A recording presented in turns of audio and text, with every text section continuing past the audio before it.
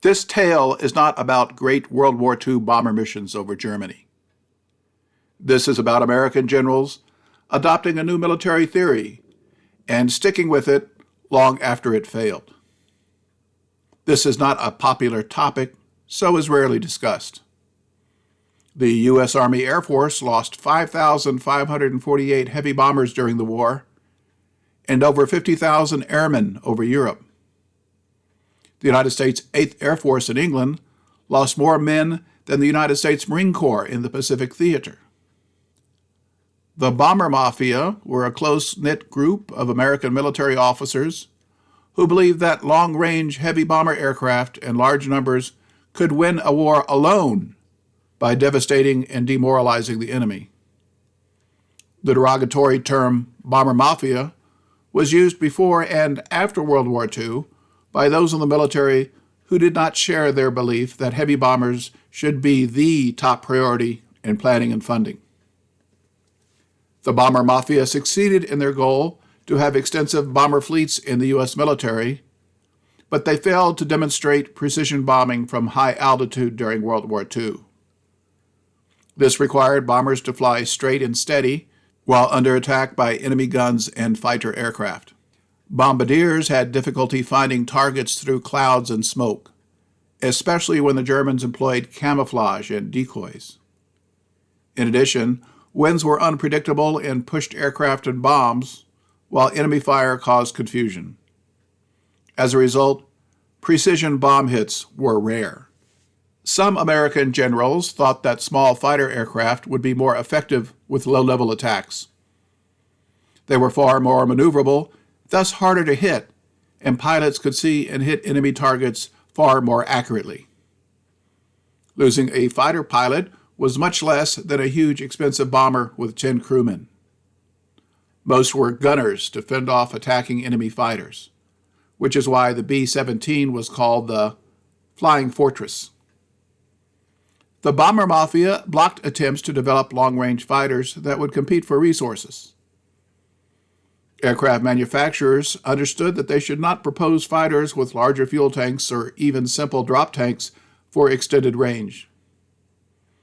Pilots outside the Bomber Mafia worked around this problem, and Lockheed developed the twin-engine P-38 Lightning, which was sold as a defensive long-range interceptor and for photo reconnaissance. In 1943, the U.S. Army Air Force began flying bomber missions deep into Germany, beyond the range of fighter escorts. Bomber generals thought they didn't need fighter escorts because their bombers could defend themselves. The Army Air Force had a substantial number of long-range P-38 fighters, but sent them to the Pacific and Africa so they could prove fighter escorts were unneeded.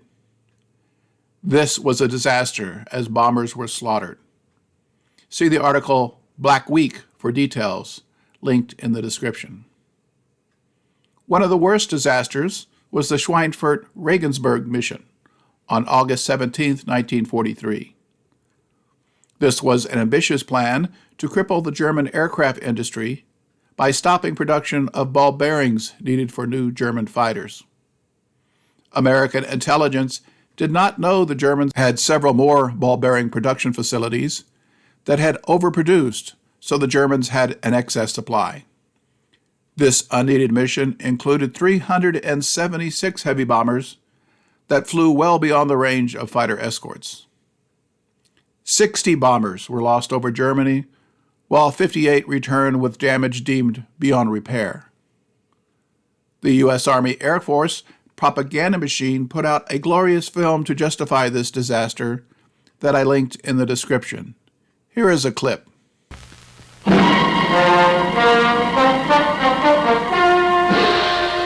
Dawn, August 17, 1943, England.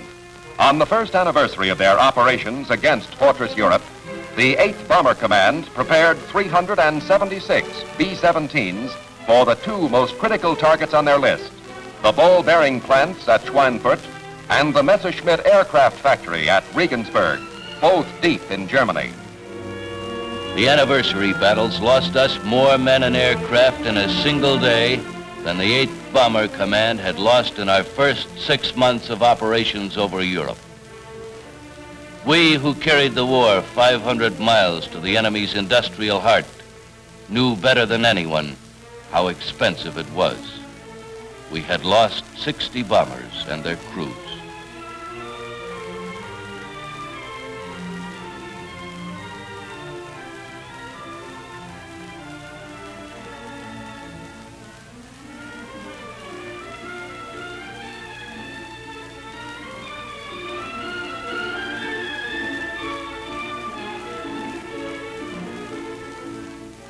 What happened this 17th day of August, year 1943, was a testament to American men with modern weapons and a very old idea, fighting for freedom. On this day, high-altitude bombers engaged in their greatest and, from the point of view of loss, their most disastrous air battle to date. Nonetheless, the results justified the price we paid. Out of these trials by fire, there did emerge from the struggle one of the most polished and powerful instruments of warfare ever assembled. This force of men and planes, this accumulation of skill and experience, became the power and might of the United States Air Force. Bombers proved defenseless after German fighters began firing long-range exploding rockets into formations. By October 1943, 57% of airmen in the 8th Air Force had been killed or captured, while another 17% died from aircraft accidents or were sent home with serious injuries. The bomber Mafia finally accepted that long-range fighters were needed, so halted most bombing until new long-range P-51 Mustang fighters arrived in 1944. A great movie was produced just after the war about the politics involving the bomber Mafia called Command Decision. The movie is so realistic that it seems to be shadow banned in the United States, although I found a website overseas to watch the movie for free, which is linked in the description. The 1943 bombing raid disasters are explained as just errors in judgment, but it was really criminal negligence, as explained in the great new documentary by Greg's Airplanes, linked in the description. He explains that plenty of P-38 Lightnings were available to escort bombers into Germany and did so elsewhere, but were not wanted by Air Force generals who claimed they were poor fighters.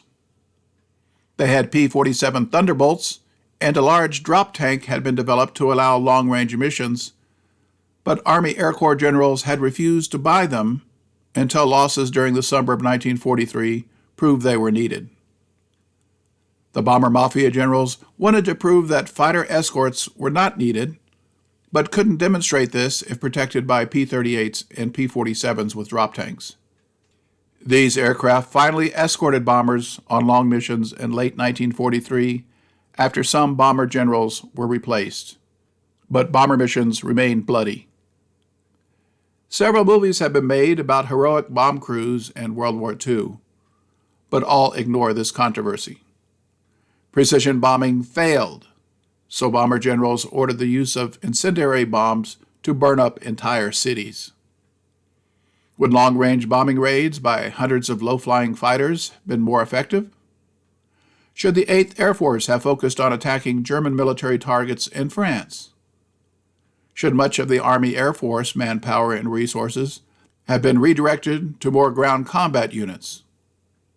There is no clear answer, except that the bomber Mafia was wrong that bombers could win a war, and thousands of American airmen died as a result.